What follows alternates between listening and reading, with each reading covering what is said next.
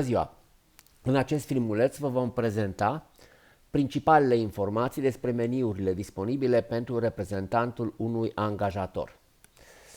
Ne vom loga în modul obișnuit la aplicație și observăm în primul rând că avem posibilitatea în stânga de a adăuga companii suplimentare, dar trebuie să rețineți faptul că aceste companii trebuie adăugate din calitatea de reprezentant legal, nu din calitatea de contabil. De asemenea, observăm că avem un set de butoane în colțul dreapta sus, da? Precum și informații cu privire la utilizatorul cu care suntem logați și compania curentă cu care am putea lucra. Începem cu butonul din dreapta, este butonul de profil. Deja, dacă ați vizualizat butonul de creare cont, deja sunteți familiarizați cu primele două. Avem și anumite elemente de setări, se pot vizualiza documente, se poate cere validare de acces sau se poate modifica parola sau vă puteți deconecta. Următorul buton, și anume acesta în formă de clopoțel, observați că pe fiecare buton este vizibil o explicație scurtă, în măsura în care lăsăm cursorul mouse-ului pe acel buton, este secțiunea de notificări. Această secțiune de notificări momentan este goală pe acest cont. Ea conține toate notificările pe care aplicația le transmite în mod automat, funcție de operațiunile pe care le realizăm.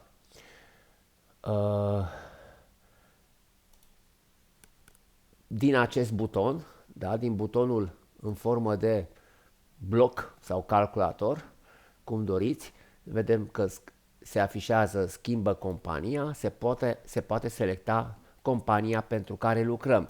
Bineînțeles, în lista care se deschide apar doar companiile pentru care contul este autorizat să lucreze. În măsura în care aveți puține firme, este suficient să dați click pe acest desfășurător și să selectați compania. Dacă în schimb sunteți autorizat pentru mult mai multe companii, puteți introduce caractere sau puteți introduce coduri fiscale, secțiuni din coduri fiscale și vă va limita automat lista la cele care corespund codului fiscal în cauză. Și se dă click pe salvează.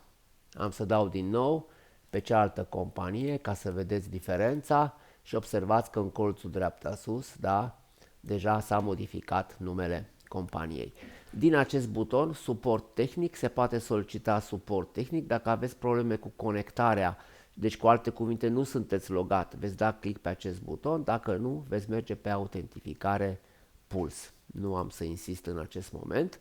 Și aveți un ghid de utilizare în formă scrisă, dar care funcționează cu linkuri prin care vă puteți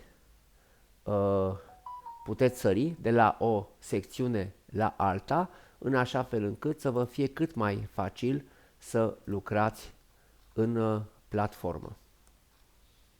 Am să închid. Butoanele principale sunt acestea, da? Aveți caută angajați, ceea ce înseamnă medierea muncii, adică inclusiv declararea de locuri de muncă vacante, ocuparea lor, dar și preselecția de candidați. Completarea de chestionare, momentan este gol.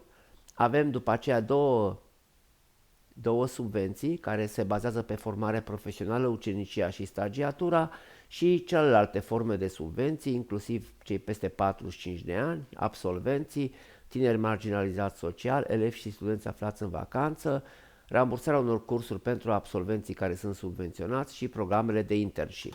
Butoanele cu gri sunt cele aferente primelor, bonusurilor de care beneficiază șomerii sau persoanele în căutarea unui loc de muncă care se încadrează în muncă la companiile în cauză și care au dreptul la aceste bonusuri, situație în care însă și angajatorul are niște obligații expres stipulate de lege de a transmite declarații pe propria răspundere cu privire la situația în care se află angajatorul raportat la angajatul în cauză, dar și dovezi lunare sau trimestriale cu privire la faptul că dacă persoana respectivă mai are sau nu calitatea de angajat sau câte zile a lucrat în luna respectivă. Vom continua.